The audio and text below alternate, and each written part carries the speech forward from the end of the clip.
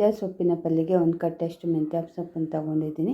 ಹಸಿಮೆಣಸಿನ್ಕಾಯಿ, ಬೆಳ್ಳುಳ್ಳಿ, ಕಾಯಿ ತುರಿ ಮತ್ತು ಈರುಳ್ಳಿ, ಕರಿಬೇವು ಸೊಪ್ಪು ಇಷ್ಟನ್ನು ರೆಡಿ ಮಾಡ್ಕೊಂಡಿದ್ದೀನಿ. ಒಂದು ಬಾಣಲಿಗೆ ಸ್ವಲ್ಪ ಆಯಿಲ್ ಹಾಕ್ಕೊಂಡು ಸಾಸಿವೆ ಜೀರಿಗೆನ ಸೇರಿಸ್ಕೊಂಡು 1 ಕಟ್ಟಷ್ಟು ಮೆಂತ್ಯ ಸೊಪ್ಪನ್ನು ತಗೊಂಡು ಚೆನ್ನಾಗಿ ವಾಶ್ ಮಾಡಿ ಸಣ್ಣದಾಗಿ ಕಟ್ ಮಾಡ್ಕೊಂಡಿದ್ದೀನಿ. ಮತ್ತು ಹಸಿಮೆಣಸಿನ್ಕಾಯಿ, ಬೆಳ್ಳುಳ್ಳಿನ ಸೇರಿಸ್ಕೊಂಡು ಕರಿಬೇವು ಸೊಪ್ಪನ್ನು ಸಣ್ಣದಾಗಿ ಕಟ್ ಮಾಡ್ಕೊಂಡು ಹಾಕ್ಕೊತಾ ಇದ್ದೀನಿ. ಇಷ್ಟನ್ನು ಫ್ರೈ ಮಾಡ್ಕೊಳ್ಳಿ.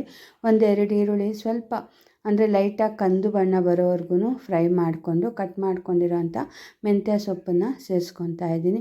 ನೋಡಿ, ಇದು ಪಲ್ಯ ಮಾಡಿರೋದ್ರಿಂದ ಸ್ವಲ್ಪ ಸಣ್ಣದಾಗಿ ಕಟ್ ಮಾಡ್ಕೊಳ್ಳಿ. ತುಂಬ ಚೆನ್ನಾಗಿರುತ್ತೆ ಪಲ್ಯನೂ, ಬೇಗನೂ ಫ್ರೈ ಆಗುತ್ತೆ. ನಾವು ಮೆಂತ್ಯ ಸೊಪ್ಪಿಂದ ಎಷ್ಟೊಂದು ರೆಸಿಪೀಸ್ ಮಾಡ್ತಿರ್ತೀವಲ್ವ, ಅದರಲ್ಲಿ ಪಲ್ಯನೂ ಒಂದು. ರುಚಿಗೆ ತಕ್ಕಷ್ಟು ಉಪ್ಪನ್ನು ಸೇರಿಸ್ಕೊಂಡು ಎಲ್ಲ ಮಿಕ್ಸ್ ಮಾಡ್ಕೊಳ್ಳಿ.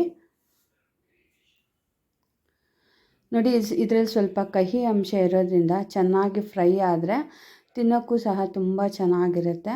ಮತ್ತು 1 ಹಿಡಿಯಷ್ಟು ಕಾಯಿ ತುರಿನ ಸೇರಿಸ್ಕೊತಾ ಇದ್ದೀನಿ.